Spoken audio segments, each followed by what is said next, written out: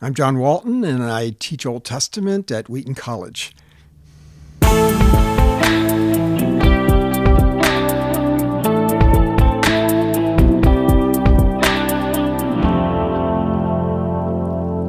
Dr. John Walton. John, great to see you once again on Exegetically Speaking. Soon I'll live here.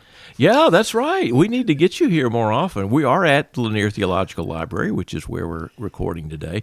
A lot of times we do this by Zoom, but it's so much more fun to have you here. It truly is. What's your impression of the place, this Lanier Theological Library? It's incredible. Not only fully stocked, but beautiful. Yeah. What a resource. Well, part of what Mark, I think, and Becky wanted to do when they dreamed this place was to say, how can we make it aesthetically pleasing? You could put up a bunch of metal bookshelves and get more books in here probably, but you wouldn't have the beauty. Right. And there's something about being surrounded by beauty and permanence. I mean, you get a sense of feeling, this place is going to be here 300 years from now. And an ambiance that's just wonderful. Yeah. Mm-hmm. Well, we want you to come back, and we're going to figure out a way to make that happen. You've been our guest so many times, so we won't repeat our normal question is, how do you get started reading Hebrew? So people know that. You can go back to other podcasts on that. But today we're going to talk about Genesis chapter 22, which is often referred to as the binding of Isaac, right? Yes. Often a very controversial passage. It is, and people are sort of puzzled by what's going on in this passage. And are we going to solve any puzzles today? Well, we can at least put some information on the table that maybe people haven't thought of. Okay. But there's a whole question of why would God do this? Yeah. And what's God's objectives? Of course, there's always a problem when you ask, why did God ... right? Right. I mean, Whatever. If the Bible doesn't tell us, we don't know. We can't penetrate the mind of God or deduce what he might have been thinking. And so when we get to a passage like this, people have all kinds of guesses. Well, God did this to kind of show what a faithful man Abraham was. And he was a faithful man, but is that God's reasoning? He did it to try to bring Isaac on board, to see something that he can have faith in. He did it to show the world, that all kinds of ideas. But when I look at the text, I say, actually the text tells us why God did it. We just haven't perhaps paid attention. Okay, let's pay attention then. So we get to verse 12, and it says, now I know that you fear God, because you have not withheld your son, your only son, from me. And we stumble over that because we say, wait a minute, God knows everything. So God cannot gain knowledge, can he? I mean, that would feel not right with our theology. And so even though that's a reason that's given, now I know, even though that's a reason that's given, we tend to bypass it and look for something else. Now, that doesn't work for me. You know? Yeah. Doesn't fit with my theology, right? Yeah. But I think we have to ponder exactly what's going on there. What is God saying there? What has he learned?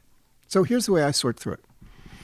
Up until this time, God's asked Abraham to do lots of hard things that required faith. And Abraham has delivered. He's been very good at following up with that. But when you look at it carefully, everything that God has asked him to do are things that Abraham also stands to benefit from. Leave your land. Well, I'll give you a land. Sure. Leave your family. I'm going to make you a great family. The things he's asked him to leave are things that are matched by things that he has to gain. And of course, bird in the hand, or two in the bush kind of thing. But yet Abraham showed the faith to follow through with that. So the covenant had a lot of built-in benefits for Abraham. And you could say that, well, but he wouldn't know, so he's just being a person of faith. But you also could say, yeah, but he's hedging his bets, and he knows that he stands to gain something from it. He's betting on the Astros for the World Series, is what we could say. Well, I can't comment on that. But at any rate, so sometimes we don't realize that Abraham stands to gain a lot through the covenant, and therefore his faith in the covenant. And I think that's what the difference is. Because here, this is not just his son on the altar. This is the covenant on the altar. This is the son of the covenant, the child of the covenant. And if Isaac's gone, there is no big family. And so don't even talk about land. And what happened to that blessing on all the nations? All of that rides on Isaac, because we're already at that point where Ishmael's gone. All of this rides on Isaac. And therefore, it's not just the familial, the parental, the love bond between Abraham and Isaac. It's the entire covenant. Now, Abraham does not stand to gain from what the covenant offers. He's being basically asked to give up the covenant. And that becomes a very, very different thing. Because here's the thing. You could pose to Abraham the same question that is posed to God in Job chapter 1. Satan makes the challenge. Does Job serve God for nothing? There's no question he's serving God, but does he serve God for nothing? Would he do it if there was no benefit? Would he do it if there's nothing to gain? Is it disinterested righteousness? And I believe that it's the same kind of question that can be posed in Genesis 12. Okay, great. Abraham's been faithful. With the covenant, he stands to gain. Would Abraham serve God for nothing? What if there was no covenant? What if he lost his son? No future. What if he had to give it all up? Would he serve God anyway, or is he just in it for what he stands to gain? Now, of course, we could call that a more modern term, transactionalism. People do it all the time in every religion, including Christianity. Yeah. I'm going to take care of God, God will take care of me. This transactionalism of quid pro quo.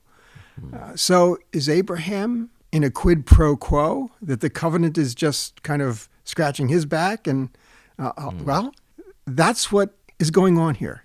So when God says in verse 12, now I know that you fear God because you have given your son, your only son. That is, you've been willing to give it all up.